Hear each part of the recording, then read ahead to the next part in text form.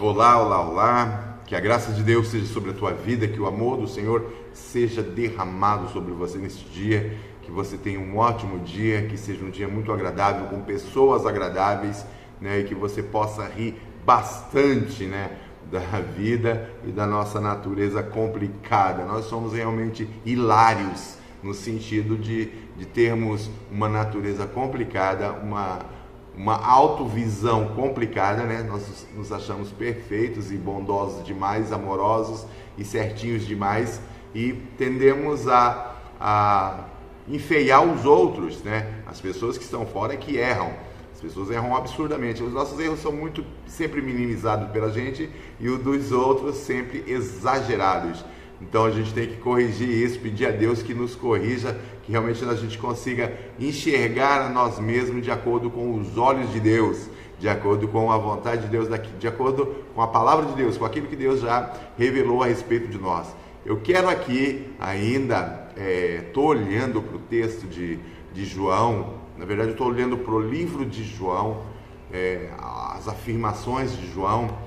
Eu disse que este livro aqui, como alguém falou, ele é bastante interessante.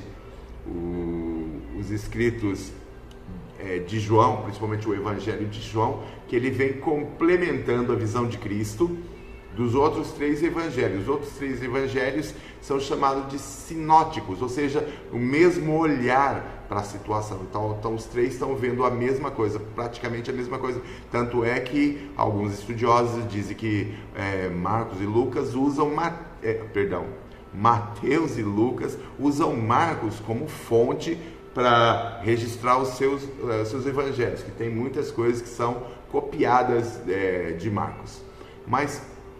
E João não, João já vem totalmente numa outra visão. E essa visão de João, como eu disse, baseado lá no capítulo 1 de 1 João, é a visão de quem realmente, a declaração de João lá é que ele viu, tocou, ouviu a palavra da verdade. Essa palavra da verdade sendo a pessoa de Jesus Cristo. Ele tocou em Jesus.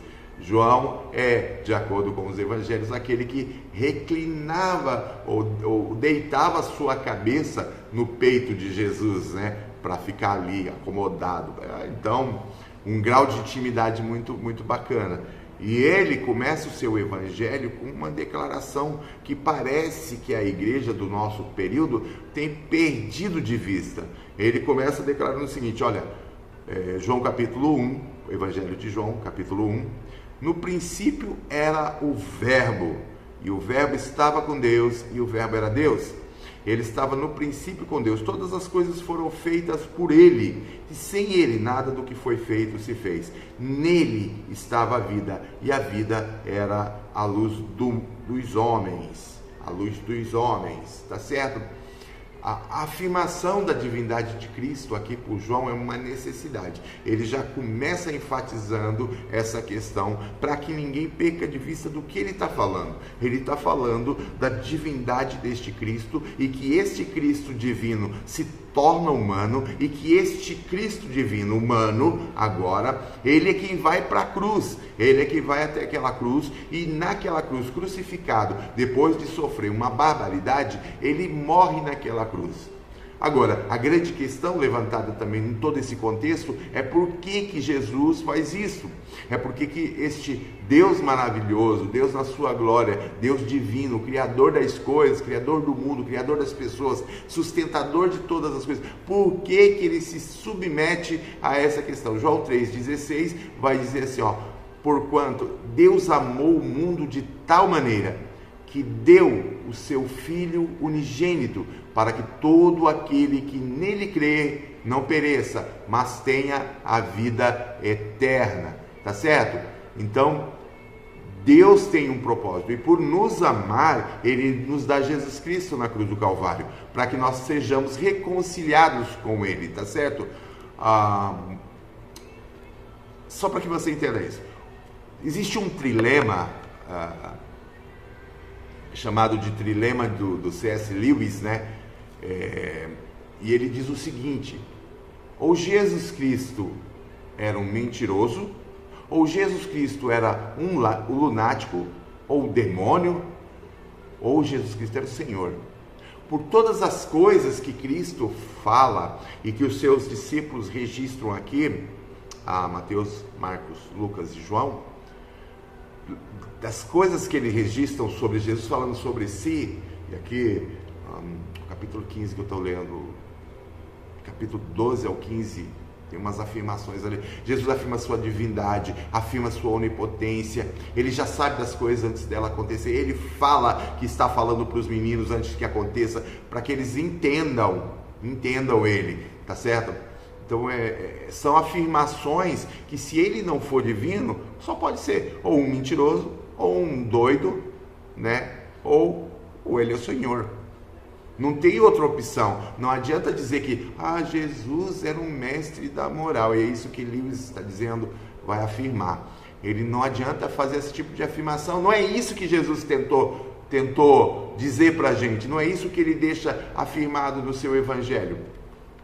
Não é isso. Jesus não era bonzinho, um homem bonzinho que fez coisas boas somente.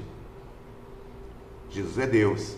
E essa afirmação de João aqui tem que ser muito evidente para nós, tem que ficar evidente para nós. A gente tem que entender a sua profundidade e as suas consequências. Não é o qualquer um, Jesus não é qualquer um. Jesus é a pessoa mais importante do universo. Mais importante que teu pai, tua mãe, teus filhos, tua esposa. Você pode amar muito essas pessoas porque você ainda as vê, ou as viu, ou conviveu com elas, ou convive com elas. Mas Jesus é o detentor da vida. É Ele quem deu vida, é Ele quem dá vida, é Ele quem promove a vida, é Ele quem sustenta a vida, a nossa, aqui agora, hoje já. É só por causa dele que a gente ainda está vivo.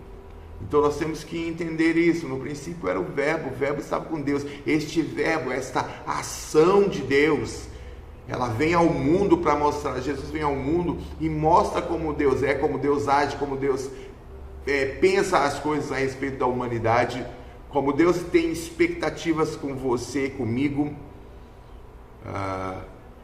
e as ordens que Jesus passa para a gente, para nós vivermos o amor, em amor, e o amor dele, que a gente viva perdoando, que a gente ame os inimigos, né?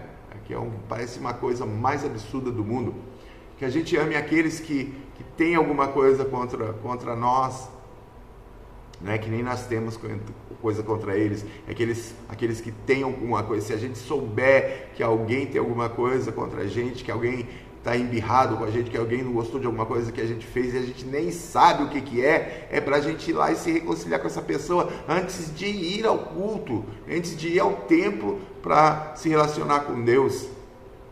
Hoje a gente vê tanta barbaridade e tanta falta de amor e tanta hipocrisia e tanta desgraça no meio chamado evangélico brasileiro, que olha, é vergonhoso. Tem razão das pessoas olharem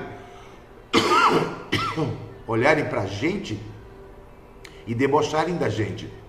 A culpa é desses mentirosos. E o pior é que a grande parte da igreja aplaude esses homens, aplaude esses mentirosos, aplaude esses filhos do capeta, filho do diabo, de acordo com João 8,44. Entenda, mas a gente tem que tomar uma decisão. Ou Jesus Cristo é um mentiroso, ou ele é um demônio, um doido, que se acha um ovo frito, ou ele é o Senhor. E se ele é o Senhor, então a nossa postura, a nossa decisão é cair aos pés dele e falar: Senhor meu e Deus meu, eu preciso de ti, a minha vida está em tuas mãos, somente o Senhor pode dar um jeito na minha vida, por favor, faça isso. Toma a minha vida em tuas mãos, governa a minha vida de acordo com o teu querer, glorifica o teu nome através do que eu faço, do que eu falo, do que eu penso, do que eu sou. Somente Jesus pode nos tornar agradáveis a Deus o Pai. Somente em Jesus nós temos esta oportunidade de hoje sermos úteis para a glória de Deus. Jesus vai dizer assim, sem mim nada podeis fazer. mas o homem não vive, não respira, não anda, não fala, não trabalha, não se relaciona sem Jesus. Sim, é verdade.